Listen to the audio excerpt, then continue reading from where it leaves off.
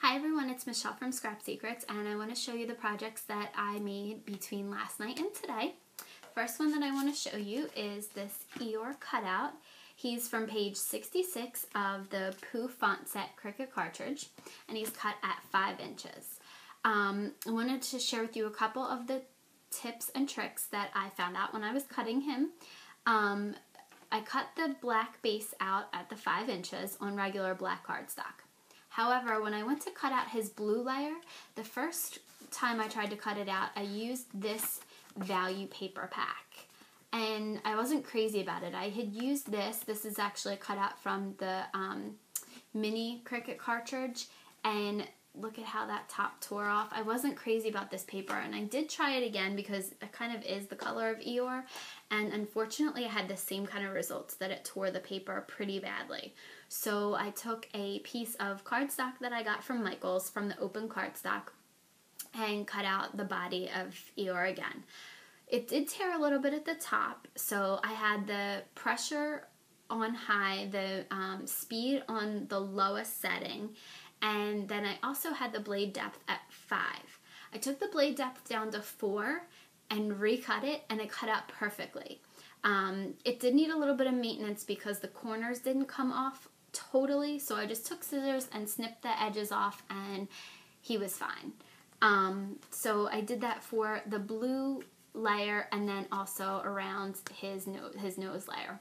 The eye layer is actually just a piece of white cardstock that I glued behind the blue layer, and then I took a black gel pen and filled his eyes in, and then went around the edges of the eyes with the black gel pen because it looked like there was no definition between the white of the eye and his fur color. So just to give it a little bit of definition, I used the black gel pen like I did on the nose and the nostrils, and then filling in some of the eyebrows and some of the other parts that may not have cut out as well, like these little divots right here and some of his feet and things. So the blue, those were all cut out of regular cardstock. The purple and the pink were actually cut out, and I'm going to contradict myself again, and out of a value pack paper that's actually sticker paper. If you look, you'll see this white backing here, and I cut this out with the blade depth of 6, and it's so easy because it makes it like a sticker. You peel it right off and can put it right onto the image. So that made this putting Eeyore together a lot easier. Last thing I did was ink around his nose with some Tim Holtz Tea Dye Distress ink, and just to give him a little bit of definition, and that's him. I think he looks really cute. He's going to go on a 5x7 card, and this is the baby one, so I think maybe I'll make this a baby card. So there's that one. And then we're going to go to a cut that I made where I completely didn't listen to the tips and tricks that I gave you in the video, I believe, before this. I said don't cut anything at smaller than 4.5 inches, and when I loaded my black piece of cardstock onto the mat, because I was too lazy to change how I loaded it on, I couldn't cut the image out at 4.5 inches. So I said, fine, what's the difference? I'll cut it out at 4. Big difference. Probably not a smart idea. I used the Disney Classics Cricut cartridge from page 24, and that's Alice number 4. She came out okay. You can tell it's Alice. That's not the issue. Some of the items were really difficult to cut out, like her socks and her eyes. They were these, it was just like a little dot. So I used a white gel pen and actually a white American Crafts marker to fill the things in. So like I colored in her socks and I colored in her eyes, and then just put a little black dot for her pupils.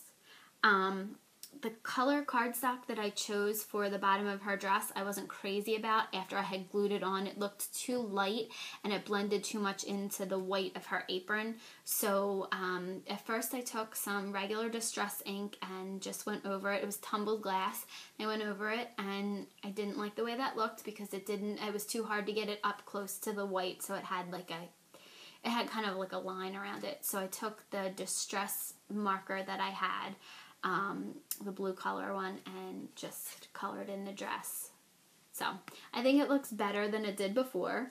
And then the teacup is actually cut out of the same cardstock that I used for Eeyore's tail. So it's part of the sticker. I used a glitter pen to color in the top of the color in the cup, and also for her lips, because her lips cut the same thing. It was so teeny tiny on the piece of paper, it wasn't even worth trying to use them.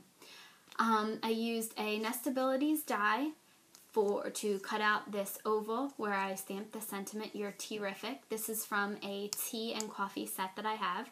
This is Hero Arts Neon Blue ink, and then inked up around the edges with some Stormy Sky Distress ink, and the background paper is from Michaels. And this is a 4 by 5.5 inch card. So, that card.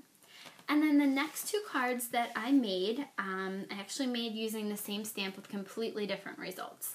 If you saw my Joann's and AC Moore haul, you saw this stamp, this butterfly stamp, and it was in the clearance section, so I think it was about 50% off. So this is the stamp. I inked it up with Hero Arts Shadow ink. It was called Grape Juice, and this is the card that I made. So notice how dark this is. And then I just took a piece of blue cardstock and matted it behind here. And then I took a punch that I had. It's a Fisker's punch. And then just made 2 border stamps, or border punches. This is actually what it looks like. This is the Fisker's. Okay. And then this paper comes from the Kathy Davis paper pack that I got from Joann's the other day.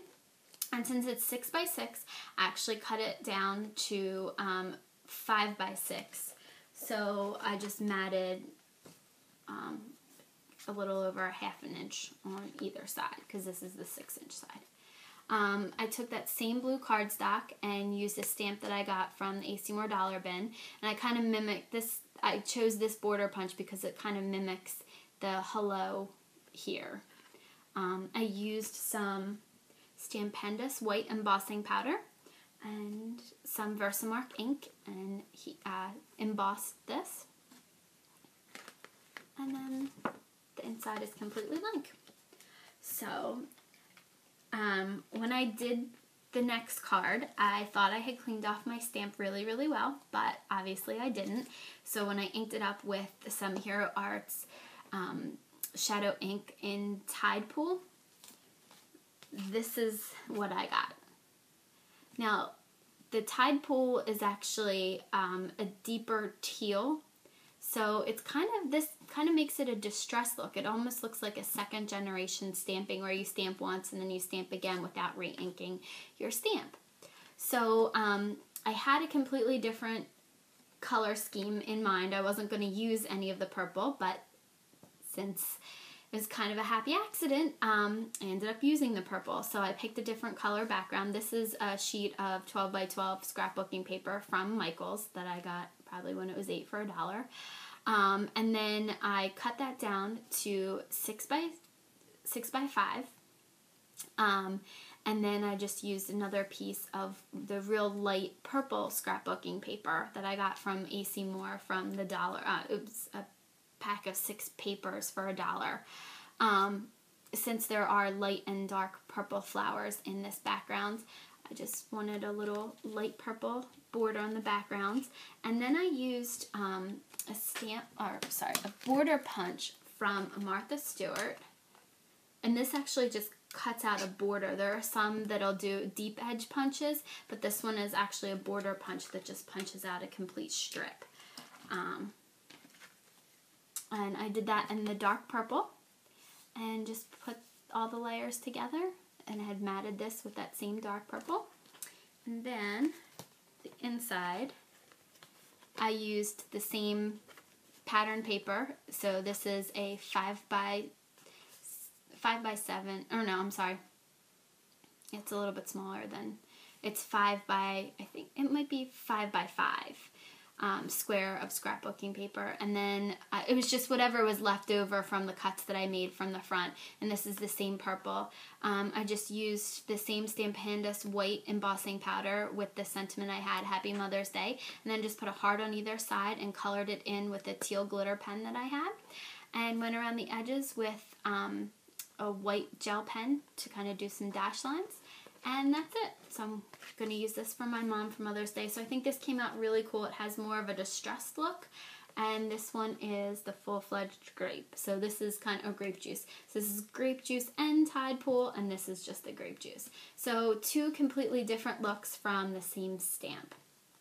So that's it for today. I am going to work on some more Disney characters in the next couple days and probably some more cards. So I will be back soon with some of the other items that I've bought. I know that I've bought a lot of things recently, and I've been working hard on projects using these items. So hopefully I will be back with some videos. Feel free to leave a comment or question below and subscribe. And I thank you guys for watching. I will see you soon. Bye!